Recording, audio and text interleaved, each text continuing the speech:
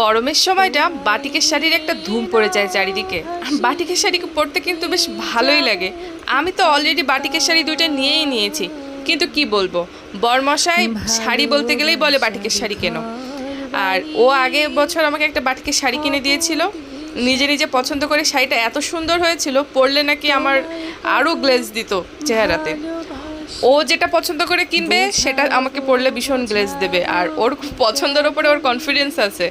তো কি বলবো, আজও নিয়ে এসেছে আমাকে বাটিকের শাড়ি কিনে দেবে। নমস্কার বন্ধুরা, আমি তনুশ্রী। আর আজকে আমার আর আমার বরের মানে আমাদের ম্যারেজ ডে। তো ম্যারেজ ডে ঠিক আগের দিন রাতে হুট করে আমি ভেবেছিলাম ও আমাকে কখনো উইশও করবে না বা কোনো সেলিব্রেশনও করবে না, কিন্তু হঠাৎ করে আমাকে বলছে সন্ধ্যা 7টা বাজে, তখন গুছিয়ে নাও আমরা শহরে যাব। শহরে এসেছি তো ভালো কথা, ভেবেছিলাম শহরে এসেছে অন্য দিনের মতোই এসেছি, হয়তো চপ পেঁয়াজি খেয়ে বাড়ি চলে যাব, কিন্তু আমাকে এমন করে সারপ্রাইজ দেবে আমি কখনো ভাবিনি ওকে নিয়ে। তো হঠাৎ দেখি শাড়ির দোকানে যাচ্ছে সোজা গড়গড় করে, নিজে পছন্দ করে নিজের মতো মাতব্বারি করে শাড়ি দেখতেছে, কোন শাড়িটা আমাকে মানাবে, কোন শাড়িটা কিনবে। মানে আমি তো ওর এই ব্যবহার দেখে অবাক। ভুতুম প্যাঁচা সারা বছর থাকে একরকম, হঠাৎ করে রূপ বদলাইছে। তো ভালো, আমি বলতেছি না না আমার শাড়ি লাগবে না, আমি তো নিলাম কয়দিন আগে শাড়ি, আর আমার সত্যিই আমার শাড়ি লাগতো না। কিন্তু আমি বললাম আচ্ছা ঠিক আছে দেখেছো, চলো চলে যাই। বলে না, এখান থেকে আবার শাড়ি আমার পছন্দ হলো না। আমি বললাম এত বেশি দাম চাচ্ছে, এত দাম দিয়ে আমি বাটিকের শাড়ি আর কিনবো না, যেহেতু অলরেডি আমার বাটিকের শাড়ি দুইটা কিনেই ফেলেছি। তো দাম দিয়ে আর বাটিকের শাড়িটা ভালো, কিন্তু আমার কাছে আসলে দাম দিয়ে অনেক বেশি দাম চাইতেছিল। তো তারপরে ছেলের জন্য দুইটা প্যান্ট কিনলাম আর চলে আসলাম আমার পছন্দের দোকানে। এই দোকানটাতে এত সুন্দর মাল পাওয়া যায়, দোকানটা একটুও ভিআইপি না, একদম এসি না, বসার জায়গা নেই, দাঁড়াবারও জায়গা নেই, কিন্তু দোকানটায় এত সুন্দর শাড়ি পাওয়া যায়। এই দোকানে না আসলে আমার শাড়ি কিনে স্বাদ মেটে না। যত টাকা দামের শাড়ি যেখান থেকেই যা কিনি না কেন, লাস্ট ফিনিশিং আমার এই দোকান থেকেই আমি আমার বিয়ের শাড়িটা কিনেছিলাম। তো দেখেন বেছে বেছে একটা সুন্দর শাড়ি পছন্দ করছি, অনেকক্ষণ দাঁড়িয়ে দাঁড়িয়ে কোন শাড়ি নেবো ভাবতে ভাবতে এই শাড়িটা আমার বেশ লেগেছে। আর এই শাড়ির কালারটা আপনাদের দাদা পছন্দ করছে, কোন কালারটা নেবো এটাই ভাবছিলাম। তো আসলে ভাবতে ভাবতে কেনাকাটা হয়ে গেল। এখন এসেছি ব্লাউজ নেওয়ার জন্য, শাড়ির সাথে ম্যাচিং করে। কি যে বলবো, এই দোকানটাতে এসেছি, দোকানদার দাদাটা খুবই ভালো। আমি যখনই যাই আমার ভীষণ ভীষণ মানে টেক কেয়ার করে, খুব কেয়ারফুলি দেয় সব কিছু। তো অনেকক্ষণ দাঁড়িয়ে তো স্বামী তার দোকানটা ভিডিও করছিলাম, সে বললো নাম সহ ভিডিওটা করে নেন আর আপনাদের বন্ধুদের বলবেন এখানে আসতে। তারপর আমার বন্ধুরা তো সব বিদেশে, এই দেশের মানুষ যদি কেউ থেকে থাকেন যাবেন ফাল্গুনী বস্ত্রালয়ের ভিতরে। এই ভাইটা খুবই ভালো, ব্যবহারটা খুবই ভালো, মালগুলোও খুবই ভালো, আনকমন কিছু মানে সিট কাপড় বিক্রি করেন। তো সেখান থেকে এসে বর আবার একটা সারপ্রাইজ, চলে এসেছি মাওয়া চাইনিজ রেস্টুরেন্ট। এটা হচ্ছে আমার জ্যাঠাবাবুদের রেস্টুরেন্ট।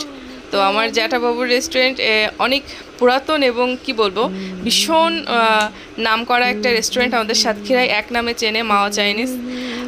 শম্পা ফিশ বিশু ঘোষের রেস্টুরেন্ট, মানে আমার জ্যাঠাবাবু।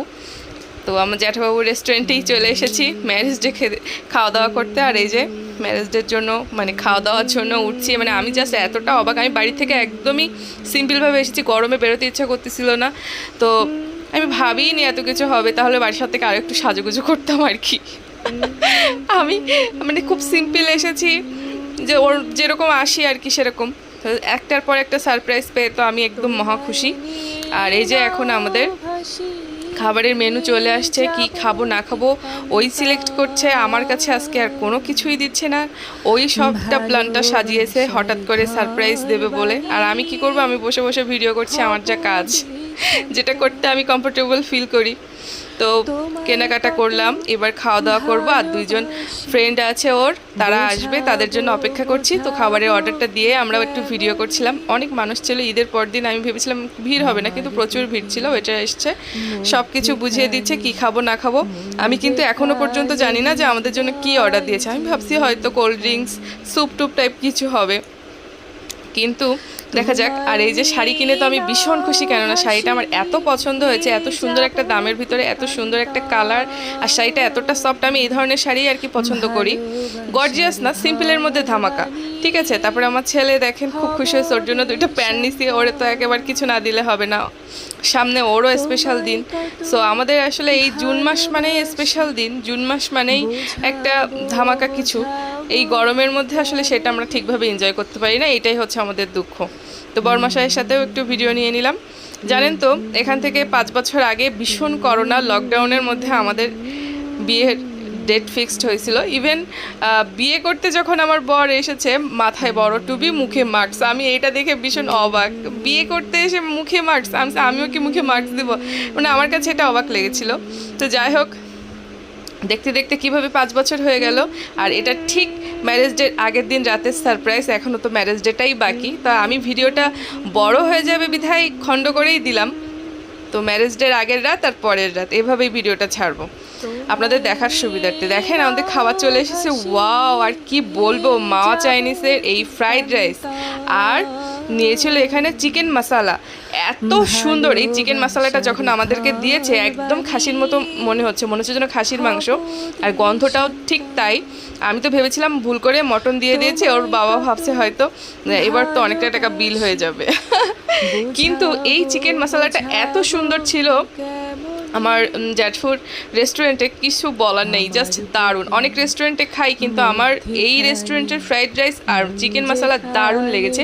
যেরকম সুন্দর পরিবেশ সেরকম সুন্দর রান্না লেগেছে। আর পরিবেশ কি বলবো, রান্নাটা এত সুন্দর। আমি ভেবেছিলাম অল্প একটু খাবো, যেহেতু আমার গরম আর রাতে আমি ভাত খাই না, কিন্তু কি বলবো, অনেক খেয়েছি।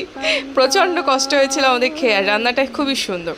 তো যাই হোক, আমি এখন ছেলেকে দিব, আর 2টা ফ্রেন্ড যাদের আসার কথা তারা এখন এসে পৌঁছায়নি। তো ছেলেকে খাওয়াতে শুরু করি, ওর তো খেতে দেরি হয়। তো এই যে দেখেন আমার ছেলে এই ফ্রাইড রাইসটা এত সুন্দরভাবে খেয়েছে, তো কি বলবো, আমি তো জানিই না যে ও এটা আসলে এতটা খেতে পারতো। তো বাসা দেখি ট্রাই করবো, ফ্রাইড রাইসটা খুব দারুণ ছিল। হয়তো এত সুন্দর আমি পারবো না, কিন্তু চেষ্টা করব। আমিও খেয়েছি, প্রচুর খেয়েছি, ওর বাবা তো খেয়েছেই। আর এই যে চিকেন মশলাটা ওয়াও ছিল, জাস্ট ওয়াও। তো কি বলবো, প্রত্যেক দিন তো নিজের রান্না খাই, আজকে বাইরের রান্না খেয়ে জান তৃপ্তি হয়ে গেল। আর সবচেয়ে ভালো লাগছে নিজেদের রেস্টুরেন্ট, জ্যাঠাবাবুর রেস্টুরেন্টে এসেছি। এই যে ছেলেকে দিচ্ছি। তো কি বলবো, সবাই সাতক্ষীরাতে যদি কেউ আসেন কখনো, মাওয়া রেস্টুরেন্টে আসবেন। খুবই ভালো একটা পরিবেশ, খুবই ভালো খাওয়া দাওয়া, জাস্ট সুন্দর একটা কিছু হয়ে যাবে অল্প টাকার ভেতর। তো এই যে বরের বন্ধুরা চলে এসেছে, তাদেরকেও খাবার দিয়ে দিয়েছি আর তারা খাচ্ছে, ঠিক আছে।